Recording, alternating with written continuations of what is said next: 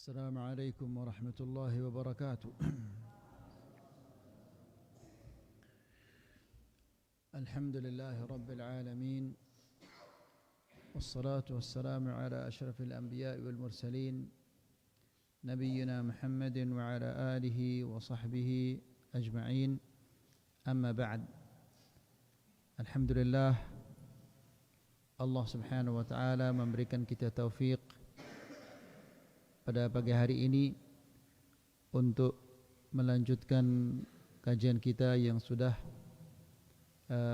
terhentikan beberapa lama di bulan Ramadan, dan alhamdulillah di akhir Syawal ini kita mulai lagi. Maka asyukru lillahi awalan wa akhiran. Ikhwani fid din, azakumullah. Kajian kita pada pagi hari ini adalah kita akan membaca hadis yang terakhir dari 40 hadis yang berkaitan tentang keutamaan la ilaha illallah. Hadis yang terakhir ini adalah hadis yang diriwayatkan oleh Al-Imam Ahmad dan Abu Dawud dan Al-Imam Al-Hakim dan disahihkan oleh Al-Imam Al-Albani dari hadis Mu'adz ibn Jabal radhiyallahu ta'ala anhu. Dia mengatakan, qala Rasulullah sallallahu alaihi wasallam, man kana akhiru kalamihi minad dunya la ilaha illallah dakhala al-jannah. Hadis ini apabila kita renungkan dan memperhatikannya, hadis ini adalah sesuatu yang harus dicapai oleh setiap muslim. Dan apabila kita mendalaminya hadis ini, maka hadis ini akan menghilangkan semua lelah yang kita rasakan ketika kita menjalankan perintah-perintah Allah Subhanahu wa taala dan menjauhkan larangan-larangannya. Apa arti hadis ini? Rasulullah sallallahu alaihi wasallam mengatakan, man kana akhiru kalamihi minad dunya, barang siapa yang akhir ucapannya dari dunia. Artinya setiap manusia pasti masa tinggalnya di dunia ini akan berakhir. Siapapun orangnya, apapun jabatannya, apapun kedudukannya, pasti masa hidupnya di dunia ini akan berakhir. Namun berakhir itu bisa jadi berakhir dalam keadaan baik atau berakhir dalam keadaan tidak baik. Maka di hadis ini Nabi sallallahu alaihi wasallam menjelaskan bagaimana akhir yang baik itu bagi seorang muslim. Nabi mengatakan, man kana akhiru kalamihi minad dunya la ilaha illallah dakhalal jannah. Barang siapa yang akhir ucapannya dari dunia ini la ilaha illallah, maka dia akan masuk surga. Ini adalah akhir yang terbaik. Ikhwani fid din, azzakumullah.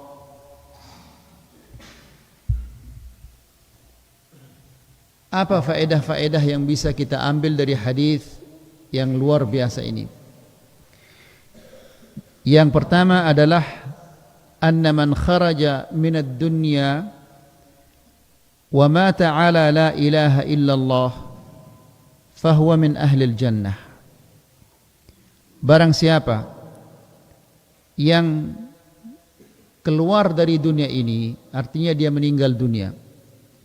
Barang siapa yang meninggal dunia di atas la ilaha illallah, maka dia akan termasuk penghuni surga.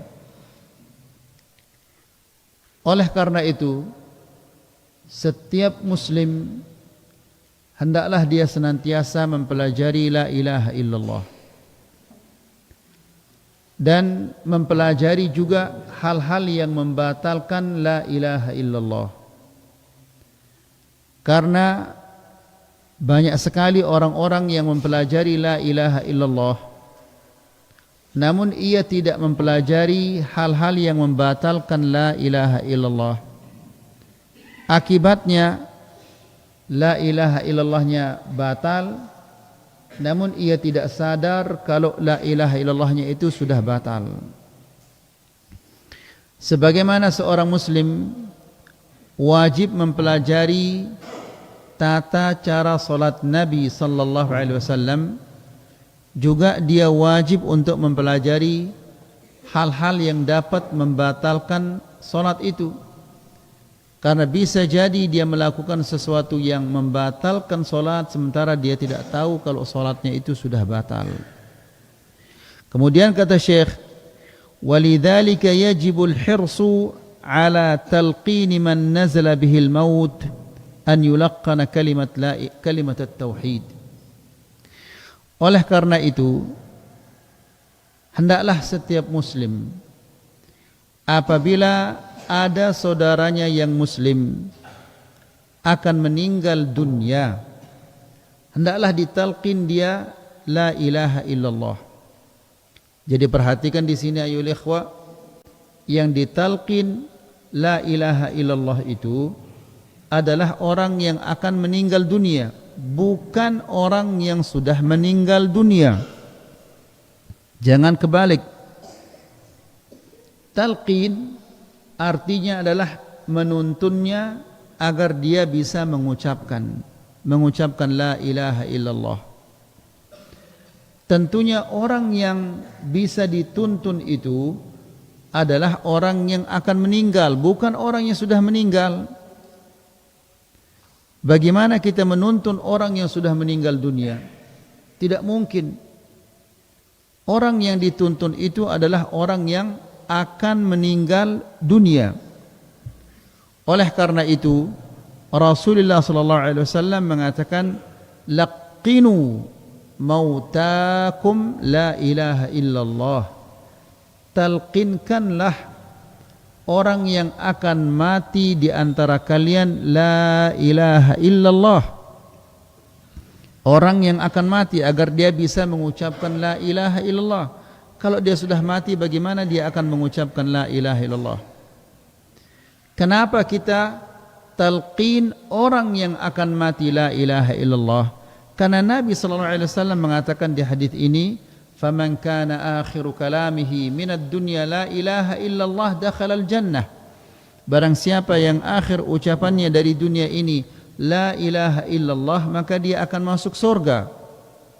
Ya, akhir ucapannya. Tentunya yang bisa berucap itu adalah orang yang akan meninggal, bukan orang yang sudah meninggal. Kalau sudah meninggal, bagaimana dia akan berucap? Jadi hadis ini banyak salah difahami oleh kaum muslimin. Mereka mengira laqinu mautakum, talqinkanlah orang yang sudah mati. Bagaimana ditalqin orang yang sudah mati? Tidak mungkin akan ditalqin orang yang sudah mati. Oleh karena itu, tidak ada satu pun contoh-contoh dari Rasulullah SAW dan dari sahabat-sahabatnya yang menalkinkan orang yang sudah mati. Tidak ada. Ya, Rasulullah SAW putra-putrinya meninggal dunia, satu pun tidak ada di antara mereka yang ditalqin di kuburnya oleh Rasulullah SAW.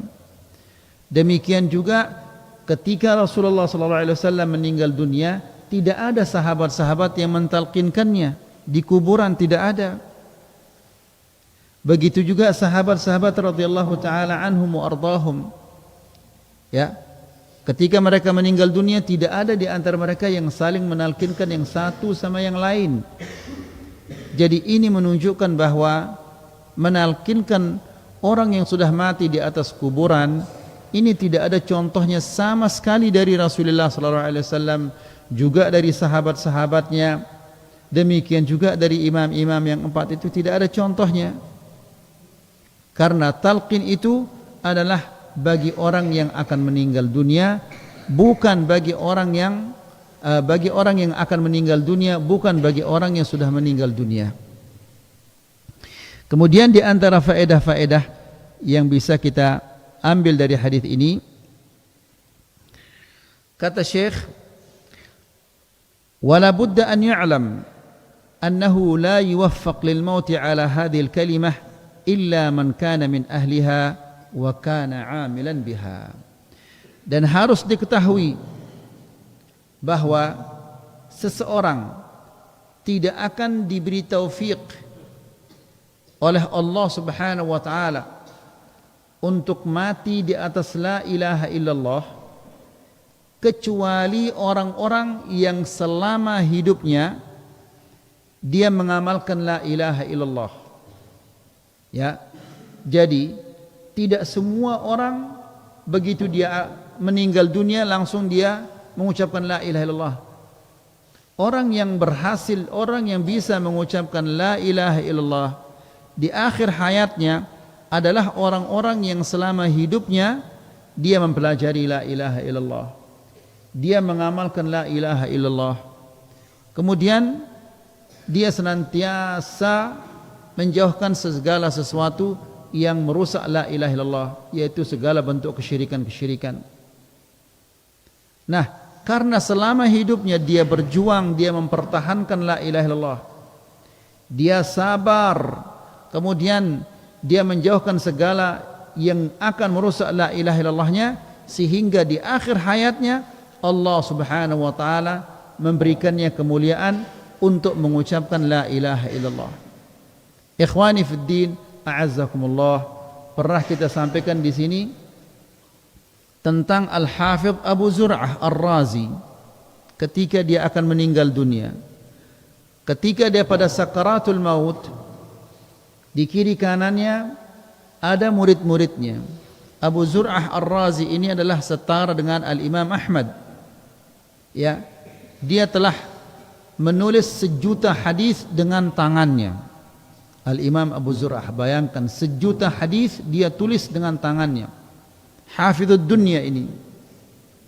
Di saat dia akan meninggal dunia, murid-muridnya malu mengatakan, "Ya Syekh, qul la ilaha illallah."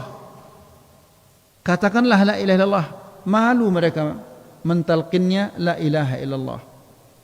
Lalu salah seorang di antara murid-muridnya, dia punya ide. Dia mengatakan, "Coba sebutkan sanad hadis itu." Maka apabila kita sebut sanad hadis itu, maka dia akan mengingat matannya, lalu dia akan menyebutnya. Faham maksudnya ya ikhwah? Sanad itu maksudnya dari fulan, dari fulan, dari fulan, dari fulan. Ini namanya sanad.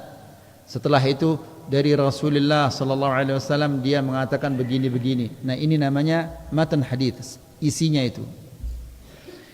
Lalu murid-muridnya ini masing-masing mengatakan an fulan, an fulan, an fulan, an fulan, an Abi Hurairah, man kana akhir kalami minad dunya la ilaha illallah dakhala jannah. Lalu yang satu lagi mengatakan an fulan, an fulan, an fulan, an fulan, an seorang sahabat disebut Muawiyah, an Rasulullah sallallahu alaihi wasallam, man kana akhir kalami minad dunya la ilaha illallah dakhala jannah. Akhirnya mereka berselisih. Yang satu mengatakan kamu salah. Sanadmu itu dia salah. Seharusnya an fulan, an fulan, an fulan, an fulan, an Rasulullah sallallahu alaihi wasallam, man kana akhir kalami minad dunya la ilaha illallah. Dibantah lagi dengan yang satu lagi. La, salah itu. Seharusnya an fulan, an fulan, an fulan, an fulan, an Rasulullah sallallahu alaihi wasallam, man kana akhir kalami minad dunya la ilaha illallah. Qaddarallah, di saat murid-muridnya ini sedang berbeda pendapat, bangun dia dari sakaratul maut itu. Ya, dibangunkan dia oleh Allah Subhanahu wa taala hanya sekedar untuk membenarkan sanad hadis itu. Dia mengatakan, kalau kamu seharusnya sanadmu an fulan, an fulan, an fulan, an fulan, an Rasulillah sallallahu alaihi wasallam, man kana akhir kalami minad dunya la ilaha illallah dakhala al jannah. Kalau kamu seharusnya sanadmu itu عن فلان عن فلان عن فلان عن فلان عن رسول الله صلى الله عليه وسلم من كان آخر كلامه من الدنيا لا إله إلا الله دخل الجنة. Dan kamu seharusnya sanadmu an fulan an fulan an fulan an fulan an Rasulillah sallallahu alaihi wasallam man kana akhiru kalamihi min ad-dunya la ilaha illallah dakhala al-jannah. Lalu setelah dia membenarkan semua sanad-sanad itu, lalu dia mengatakan la ilaha illallah, kemudian dia meninggal dunia. Lihat ayyuhal ikhwah, bagaimana Allah Subhanahu wa taala memberinya taufik. Semasa hidupnya dia menjaga hadis Rasulullah sallallahu alaihi wasallam supaya tidak dikotak-katik oleh orang-orang yang suka memalsukan hadis di zaman itu. Jadi semasa hidupnya dia menjaga hadis Rasulullah sallallahu alaihi wasallam dari pemalsuan-pemalsuan. Bahkan dalam sakaratul maut dia dibangunkan oleh Allah Subhanahu wa taala supaya membenarkan sanad-sanad hadis ini. Kalau seandainya dia tidak dibangunkan oleh Allah Subhanahu wa taala, lalu dia benarkan sanad hadis ini, mungkin hadis ini akan hilang. Mungkin orang-orang akan mengatakan hadis ini hadis yang lemah, hadis ini hadis yang palsu. Tapi subhanallah, dibangunkan dia oleh Allah Subhanahu wa taala hanya sekedar untuk membenarkan sanad hadis ini. Kemudian coba lihat ayo ikhwah, setelah dia membenarkan sanad hadis ini, diupah dia oleh Allah Subhanahu wa taala. Apa upah yang Allah Subhanahu wa taala berikan kepadanya? Dia diberikan taufik untuk mengucapkan la ilaha illallah di akhir hayatnya, kemudian langsung dia diwafatkan oleh Allah Subhanahu wa taala. Jadi ikhwani fid din azakumullah, kematian yang seperti inilah yang diharapkan dan yang menjadi angan-angan, menjadi cita-cita bagi setiap muslim. Tentunya ini tidak bisa kita raih dengan bersantai-santai, dengan bermain-main. Untuk meraih atau bisa mengucapkan la ilaha illallah di akhir hayat ini membutuhkan perjuangan, dan perjuangan yang sangat berat. Namun bagaimanapun berat perjuangan ini, tentunya upahnya dari Allah Subhanahu wa taala lebih besar dari perjuangan kita. Kemudian faedah yang berikutnya, man qalaha wa mata 'alaiha la budda min dukhulil jannah walakin ba'dal fasli wa raddil madhalim. Barang siapa yang mati di atas la ilaha illallah, barang siapa yang mengucapkan la ilaha illallah lalu dia mati di atas la ilaha illallah, maka dia pasti akan masuk surga. Akan tetapi kapan dia masuk surga? Ba'dal fasl, setelah Allah Subhanahu wa taala menghisabnya, setelah dia mengembalikan kezaliman-kezaliman, setelah dia mengembalikan hak-hak orang. Karena Rasulullah sallallahu alaihi wasallam pernah bertanya kepada sahabat-sahabatnya, atadruna manil muflisu fikum, tahukah kalian siapa orang yang bangkrut di antara kalian? Sahabat mengatakan, ya Rasulullah, al-muflisu fina man la dirham lahu wala mata'. Orang yang bangkrut itu orang yang tidak punya uang, orang yang tidak punya barang-barang. Namun Rasulullah sallallahu alaihi wasallam menjelaskan kepada mereka apa yang dimaksud dengan orang yang bangkrut itu. Perhatikan di sini ayyuhal ikhwah, ya. Yang bangkrut itu bukan orang yang rugi perniagaannya, bukan orang yang rugi usahanya, ya, tapi yang bangkrut itu adalah, kata Rasulullah, orang-orang yang datang pada hari kiamat membawa pahala-pahala yang begitu banyak.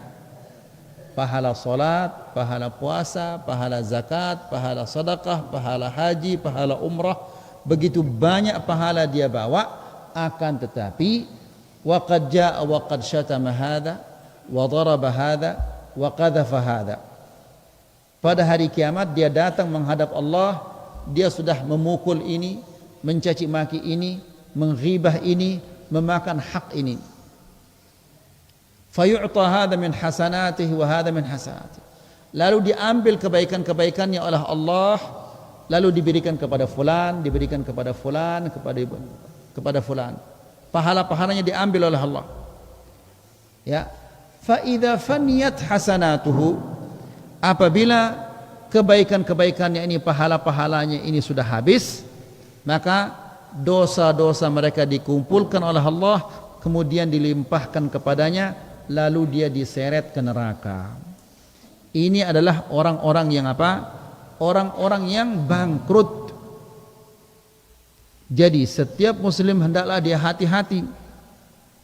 Meskipun banyak pahala-pahala dan kebaikan-kebaikan yang dia lakukan, jangan dia tertipu. Bisa jadi kebaikan-kebaikannya itu nanti habis diambil oleh orang-orang yang dia pernah tipu, yang pernah dia bohongi, pernah dia sakiti, dan yang lain-lainnya. Ya. Kemudian faedah berikutnya, al-jannatu daral muwahhidin. Surga adalah tempat tinggalnya orang-orang yang bertauhid. La ilaha illallah. Jadi ikhwani fiddin azakumullah, ini adalah fadl tauhid. Semoga Allah Subhanahu wa taala mematikan kita di atas tauhid. Semoga Allah Subhanahu wa taala tidak mencabutnya dari kita. Ya. Jadi surga itu adalah darul muwahhidin, tempat tinggalnya orang-orang yang bertauhid. Ya. Karena Allah Subhanahu wa taala ciptakan surga untuk orang-orang yang bertauhid, menciptakan neraka bagi orang-orang yang rusak tauhidnya. Dunia diciptakan agar Allah Subhanahu, agar kita menegakkan tauhid di atas dunia ini. Nabi-nabi diutus oleh Allah Subhanahu wa taala agar mengajarkan kepada umatnya tauhid. Allah menurunkan kitab-kitabnya agar tauhid ini ditegakkan. Jadi segala sesuatu di dunia ini, di akhirat pun itu adalah karena tauhid dan demi tauhid. Jadi al-jannatu darul muwahhidin. Surga ini adalah tempat tinggalnya orang-orang yang bertauhid. Wa man mata ala ghairi tauhid, dan barang siapa yang mati di luar tauhid, di atas luar tauhid, di atas selain tauhid, dia mati di atas kesyirikan, dia mati di atas kekufuran, fala makana lahu fiha wa in amila ma amila. Ya. Maka orang yang mati di luar tauhid, di atas kesyirikan, maka la makana lahu fiha, tidak ada tempat baginya di surga. Orang yang mati di atas kesyirikan, di atas selain tauhid, tempatnya adalah di neraka. Apapun amalan yang dia pernah perbuat, sebanyak apapun kebaikan-kebaikannya, kalau dia mati di luar tauhid, di atas selain tauhid, maka tempat tinggalnya adalah pasti di neraka, wal iyadu billah, nas'alullah as-salamah wal afiyah. Kemudian faedah berikutnya yang terakhir adalah annal a'mala bil khawatim. Amalan-amalan itu sesuai dengan penutupnya. Betapa banyaknya orang-orang yang masa hidupnya, selama hidupnya di atas kebaikan, namun sayangnya diakhiri dengan apa? Dengan kejelekan-kejelekan. Betapa banyaknya orang-orang yang masa hidupnya di atas kejelekan, namun Allah Subhanahu wa taala di akhir hayatnya memberinya taufik dan memberinya hidayah untuk bertobat. Oleh karena itu, Rasulullah sallallahu alaihi wasallam dalam sebuah hadis mengatakan, wa innar rajula la ya'malu bi'amali ahli jannah. Bisa jadi seseorang itu selama hidupnya dia mengamalkan amalan penduduk surga. Hatta ma yakuna bainahu wa bainaha illa dira'. Sehingga antara dia dengan surga itu sudah sehasta, sudah dekat sekali dia akan masuk surga. Fayamalu bi'amali ahli nar fayadkhulaha. Lalu dia mengamalkan amalan penduduk neraka, lalu dia masuk ke neraka. Ini sesuatu yang sangat mengerikan. Wa innar rajula la ya'malu bi'amali ahli nar. Dan ada juga orang-orang yang mengamalkan amalan penduduk neraka semasa hidupnya. Jelek pekerjaannya. Ya. Namun tidak ada kesyirikannya. Hatta ma yakuna bainahu wa bainaha illa dira'. Sehingga antara dia dengan neraka itu satu hasta. Fayamalu bi'amali ahli jannah fayadkhulaha. Lalu dia mengamalkan amalan penduduk neraka, lalu dia masuk neraka. Lalu dia mengamalkan amalan-amalan penduduk surga, lalu ia masuk surga. Contoh yang sangat nyata ayo ikhwah, pezina. yang berzina, ya, Allah Subhanahu wa taala mengampuni dosa-dosanya gara-gara apa? Gara-gara memberi anjing minum, diampuni dosa-dosanya oleh Allah Subhanahu wa taala. Nasallallahu alaihi wasallam afiyah. Jadi ikhwani fid din azakumullah, amalan manusia itu tergantung daripada penutupnya. Ya. Jadi jangan tertipu dengan amalan-amalan kita yang begitu banyak, karena bisa jadi orang yang mengamalkan amalan yang baik dia akan diakhiri dengan yang jelek. Bisa jadi amalan-amalan yang jelek itu ya diakhiri dengan kebaikan-kebaikan. Kemudian ikhwani fiddin azakumullah, ringankanlah beban kita ini, karena Rasulullah SAW mengatakan inna min amamikum aqabatan kauda, di depan kalian ini adalah tanjakan yang begitu terjal, la yanju minhu illal mukhiffun, tidak ada yang selamat di tanjakan ini, tidak ada yang bisa melaluinya kecuali orang-orang yang ringan bebannya. Kalau orang berat bebannya, berat ranselnya, tentunya dia tidak akan mampu untuk menaiki tanjakan ini. Kemudian hendaklah kita senantiasa minta kepada Allah Subhanahu wa taala agar diberikan penutup yang baik. Ikhwani fiddin azakumullah, contoh yang sangat indah di sini ya ikhwah adalah Harun ar-Rasyid. Tidak ada seseorang yang tidak mengenal Harun ar-Rasyid, raja yang ditakuti oleh raja-raja Romawi, ditakuti oleh raja-raja Persia. Harun ar-Rasyid setahun dia berperang, setahun dia berhaji tidak berperang.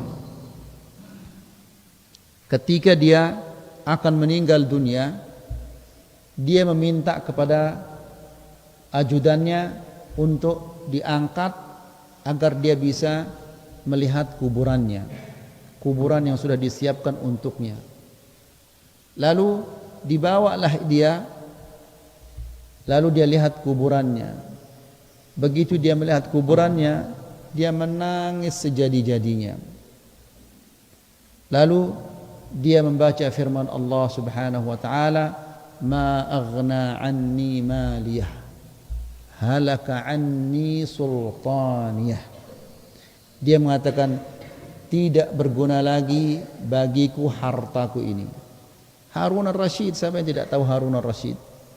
Kekuasaannya berkali-kali Arab Saudi, kekuasaannya. Raja yang ditakuti oleh raja-raja Romawi, raja-raja Persia takut kepadanya.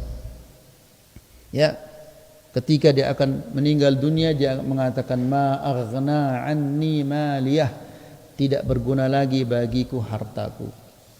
Ya, karena sebanyak apapun harta yang dimiliki oleh seseorang, serupiah pun dia tidak akan membawanya mati. Halaka anni sultaniyah, telah binasa kekuasaanku, sirnalah kekuasaanku saat ini. Jadi setinggi apapun kekuasaan seseorang, janganlah dia sombong, janganlah dia angkuh.